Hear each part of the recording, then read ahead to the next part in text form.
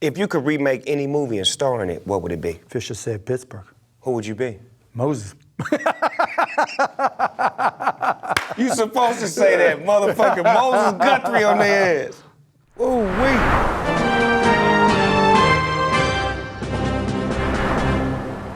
So how did you start your company, the one that you sold to create the money to get the Dallas Mavericks?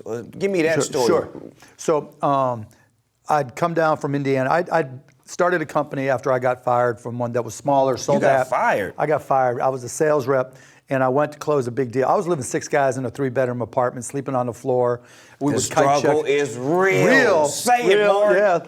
Power broke, right? And so we would kite checks back and forth to be able to pay the rent. And then I had this deal where I could make a $1,500 commission, right? But part of my job was to open up this software store, sweep the floor, wipe down the windows, get the shit open. Janitorial work. Exactly. And so I went to my boss and said, I'm going to pick up this check. I'm going to make $1,500. He goes, no, you got to open up the store. And I got that covered. He goes, no, you're going to open up the store. I go, I got it. And so I went to pick up the check, brought it back. He fired me.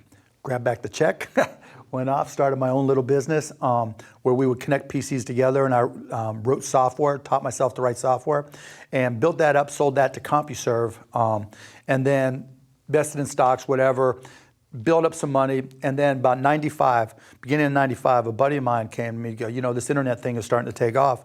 There's no way to listen to sports on the internet. You got to figure it out. You're the tech geek. You got to figure it out. So I'm like, okay, we'll figure out a way to put audio on the internet. And so that's what we did. And so we started a company called AudioNet, started hooking up the technology, started going to all these different radio stations, teams, and saying, okay, you know, you can't, anything outside of Dallas, anything outside of Pittsburgh, anything outside of wherever, you can't hear it or see it. Right now, we want to be able to listen like radio around the world. And they're like, cool. And so they gave me the rights to their stuff.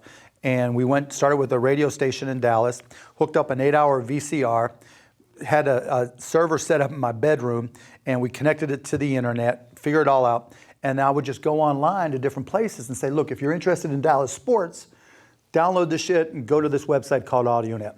Within a month, we had thousands of people downloading a day. And this was like in 1995. And it just got bigger. No one had ever heard of streaming. Then it went from on-demand to live to concerts to games to everything to video. And then we went public during the big internet boom.